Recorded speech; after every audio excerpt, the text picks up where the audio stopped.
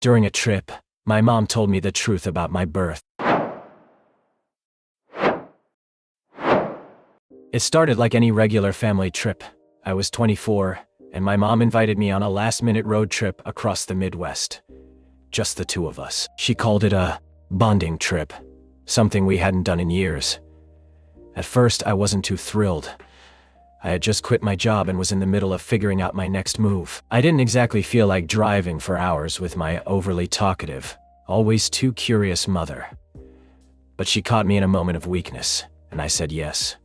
We packed light. She brought snacks and those travel playlists full of 70s rock and guilty pleasure ballads.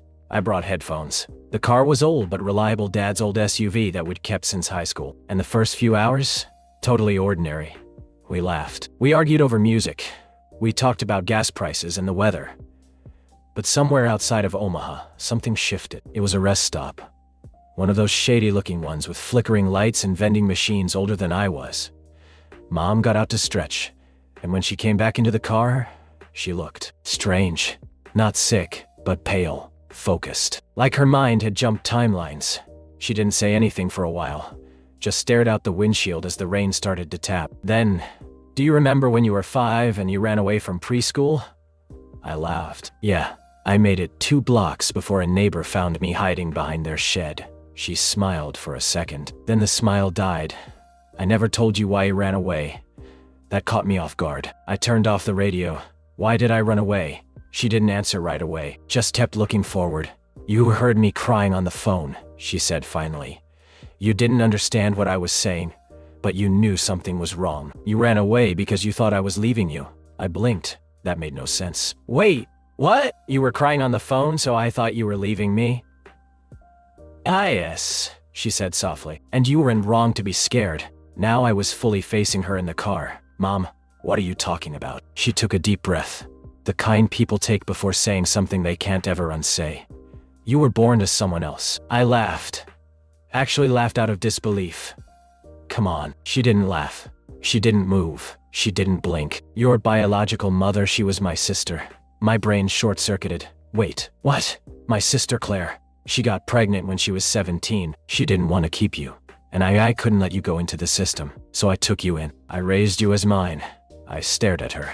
I couldn't even find words. Claire was a name I barely remembered, a woman who showed up at a few holidays, then vanished completely when I was still in elementary school. "You're saying Claire is my real mom?" She nodded, tears forming. "And my dad?" "Not your biological father," she whispered. "Your birth father was someone Claire never wanted to name. We don't know who he is." She refused to talk about it. My mind spiraled. I thought about all the times I'd been told I looked more like Mom's side of the family than Dad's. I thought about Claire's sharp features that I used to wonder about. I thought about why I'd always felt just a little bit off. But it didn't stop there. "Why are you telling me this now?" I asked, voice low. She hesitated, wiped her eyes. "Because Claire's dying. She's in California. Stage 4 pancreatic cancer. She wants to meet you." The car was quiet except for the hum of the rain. I couldn't speak, couldn't think, couldn't breathe. I didn't say anything for at least 15 minutes. We were already back on the highway, the road dark and slick from the storm. I kept staring at the windshield like I could see the truth written in the raindrops. Mom gripped the steering wheel tighter than she needed to. Her knuckles were white. "I know it's a lot," she finally said. "A lot?" That didn't even begin to cover it. "Why now?" I asked again, quieter this time. "Why after 24 years? I wanted to tell you before. I almost did, so many times, but I was afraid you'd hate me. So instead you let me live a lie." She flinched. I looked away. My heart was hammering. My ears were hot. It felt like the entire foundation of who I was had been ripped out from under me. "Claire," I began. "She just gave me up. She was a mess," Mom said. "Back then, she was addicted to pills, couch surfing, getting in trouble with guys twice her age. She wanted an abortion, but Grandma begged her not to. After you were born, she couldn't even look at you. She was gone within 2 weeks. I tried to picture Claire as a 17-year-old, lost, broken. Then I tried to picture her now, dying." "You said she wants to meet me?" "Yes. She asked me not to say anything unless she got worse, but I couldn't wait anymore. I folded my arms and leaned back. So this trip wasn't about bonding, I muttered. It was a setup. No, she said quickly. I swear, it wasn't. I knew we'd be alone. No distractions, no one else to interrupt. I didn't want to drop this bomb at home in the kitchen between your coffee and the TV that made sense. I hated that it made sense. And Dad? I asked. She hesitated. He's always known. That somehow made it worse. So the two people I trusted the most have been lying to me my whole life. We weren't lying, she said, voice shaking. We were protecting you. I looked at her. Really looked. That's what everyone who lies to children says. The next motel we stayed at was one of those highway-side joints with flickering neon and cigarette burns in the sheets. I didn't sleep. I just lay there staring at the ceiling, hearing every passing truck like it was rolling over my chest. The next morning, she offered to drive. I said no. We didn't speak much for the next 3 hours. My mind wouldn't shut off. I kept jumping between memories. Christmas mornings, school plays, late-night chats in the kitchen. All of them felt infected now, like someone had spray-painted fake over every good thing in my past. But the worst part, I didn't know who I was angry at more. Claire for giving me up? Mom for lying? Myself for not seeing the signs? By the time we hit Colorado, I'd made a decision. I'll meet her, I said flatly.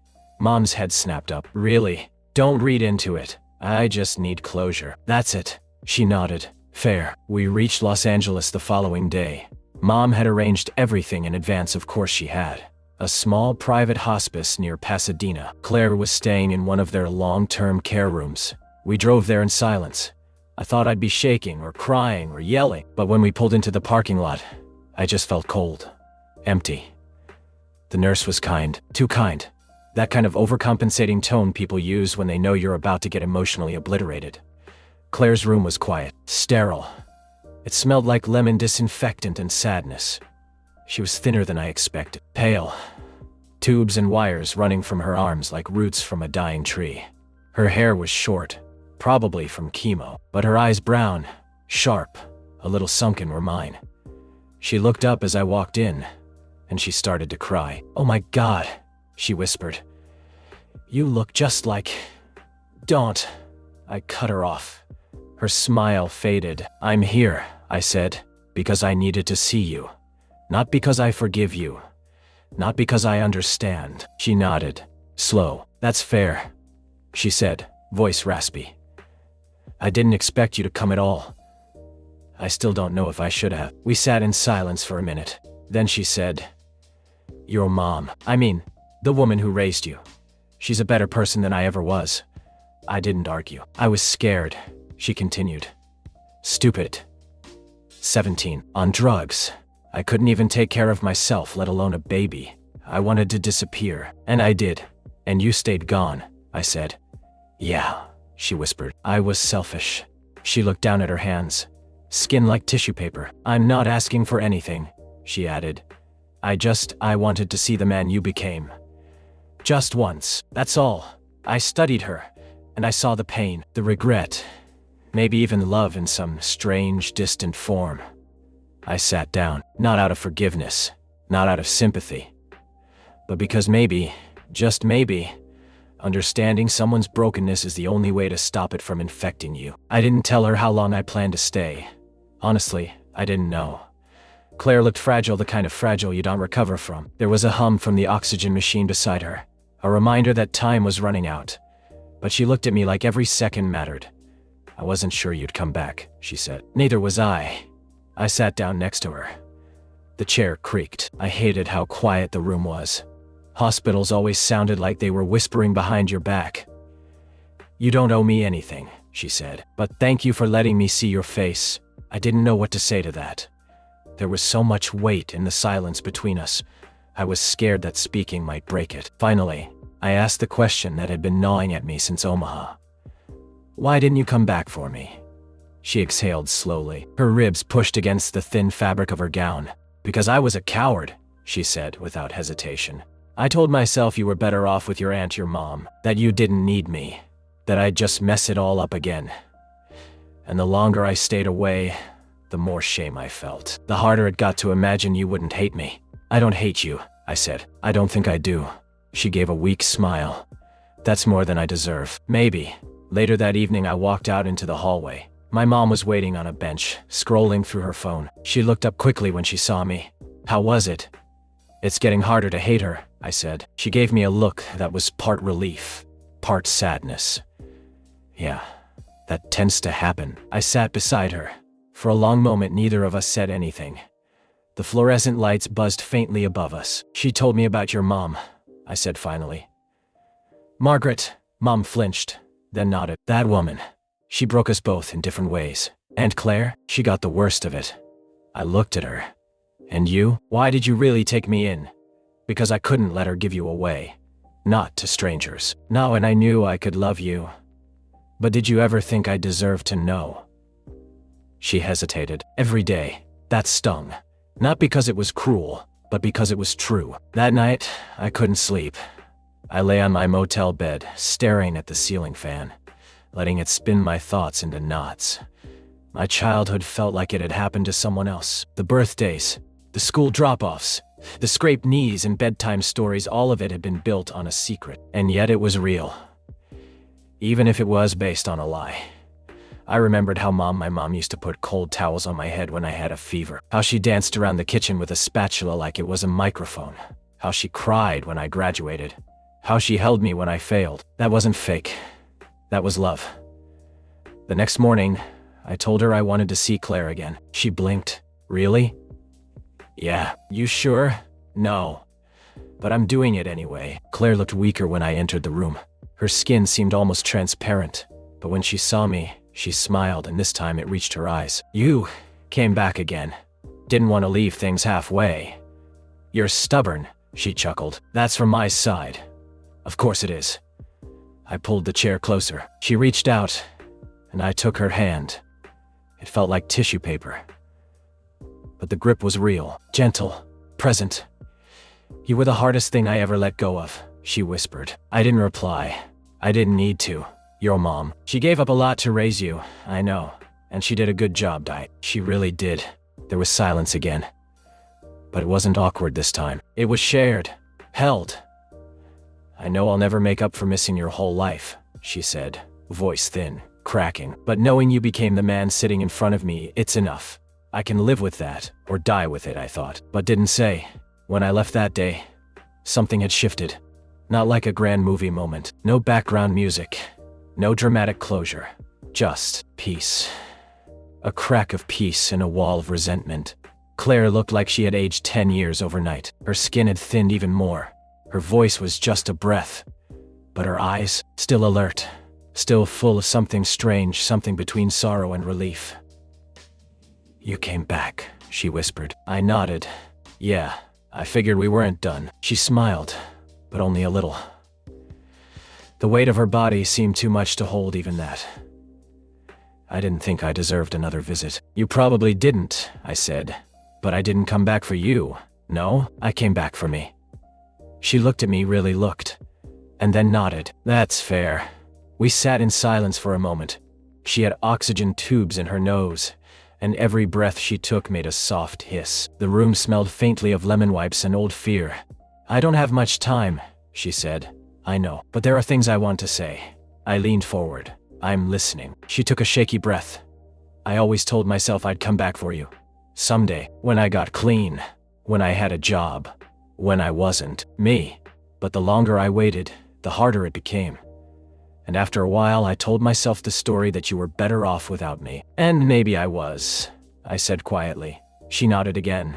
No defensiveness, no denial. Just raw truth. I missed every first word, every school play, every broken bone. I wasn't there when you got sick, or when you graduated high school. I didn't even know if you liked soccer or baseball. You were a ghost in my life, but you were the only ghost I ever talked to.